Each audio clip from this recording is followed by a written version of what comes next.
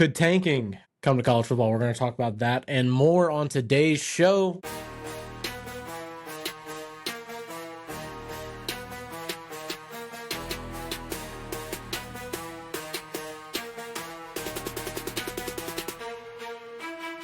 Welcome on in. Welcome on in. It is your boy Josh coming to you from the Cards Companion YouTube page. Today is the 12th of June. We're still kind of getting over, the justifications of the House settlement being approved. If you are not tracking fully on that, the House settlement was approved last Friday. We have a great video on that will be linked right here. Check it out if you haven't already seen it. It's a really great show. But we're kind of just getting over that. We're seeing a lot of things starting to really, come out about this in lieu of a few of those big things. Is it's not just Louisville that's doing it. There are a few collectives that are transitioning to an in-house role with their schools. We saw that from Ohio State recently as well, along with U of L, which are two major money institutions in the NIL world.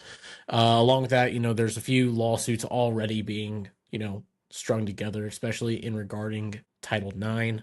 I think that you will probably see a lawsuit very soon about the clearinghouse also. But one of the more interesting topics that I saw, this actually came out 2 days ago, and something I just want to talk about here on the show, and that is a report from the Athletics. Justin Williams, I believe he hosts The Ringer over there, if I'm not mistaken. But really interesting report, and we're just going to read it word for word. We'll link it here as well, so you can check it out. Highly suggest you look at it. It's a great report. But from Williams' report, if you spend all $15 million on players for the 2025 season, then you aren't going to be able to pay anyone for the 2026 season until July 1st, 2026. This will require thoughtful budgeting and could spark some innovative approaches, some more palatable than others. Tanking has been an issue unique to professional sports, but revenue share could usher it into the college ranks. If a team has glaring roster holes at quarterback or other key positions, it could elect to save its revenue share money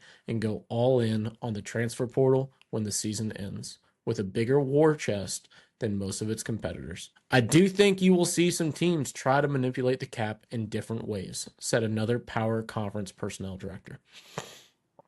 Pretty interesting stuff there.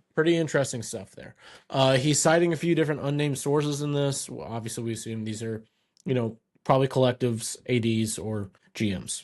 One of the three. It's one of those. This isn't coming from, the player representation side of the house. It's a good point. It is a good point because if you think about it, rev share, rev share is not contingent on like the fiscal calendar or the real calendar. It's based off of the academic fiscal calendar, which is July to June. Okay. Kind of similar to like different athletic seasons. Same thing. It's an interesting one because you do have to allocate your money by that June 1st date. I don't think it, I think it's way too much. It's way too much to try to manage, to realistically do, if you want my honest opinion. Because you're contingent on, just college football. And your 20 and a half is not only going to college football. So you could screw up your entire athletics revenue sharing, especially if you do not have those hard and fast distributions like some schools are going to. A little redaction on the previous video. I'm seeing it more and more and more where it's going to be 75, 15, 5, 5. That seems to be more the norm. Schools aren't going to go as much as the 80 because they think they could legal issues. And this is all withstanding, the Title IX lawsuit currently going through. Here's my piece on it. I don't think that,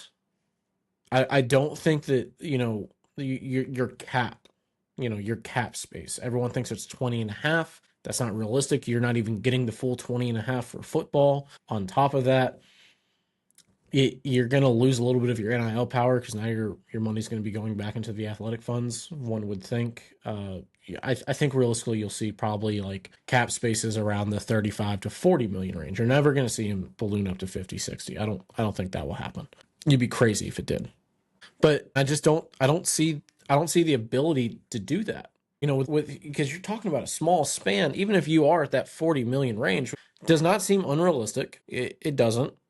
You're talking about $17 million. You're not going to tank with, less than half of your overall cap. You can make that up.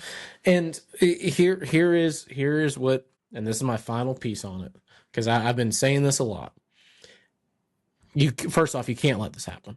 Like, the tanking cannot be a thing in college athletics. College athletics is very unique in the fact that it's technically state funded. Okay. We don't do that here. If it's Jim Irsay can do whatever the hell he wants. He's a business. The state of Alabama ain't gonna, you can't do that. But tanking, you cannot let it happen. Even if you have a whiff of it, you can't let it happen. What I would suggest, and I'm going to keep going back to it, is that minimum cap requirements for football. Okay. If you are in, the ACC says you have to spend $17 million on your football roster. There you go. That way we don't have schools, giving their football roster $2 million, just saying. But yeah, just minimum cap requirements, and the conferences have to get together on this, and they got to be working. The conferences aren't going to let this happen, because if you tank, you are royally screwing over your entire conference. You are screwing over their TV deal. You're screwing over their TV partners. You're screwing over their advertisers, because you're purposefully putting out a lesser product than what your conference partners are paying for. I don't think this will happen. I think there's going to be a big round turn on this. The first time that it happens, I think it is going to be, someone's going to be made an example out of. So it's a very interesting report. We're going to link it. It'll be linked down below as well in the description. So please check that out. Highly suggest it.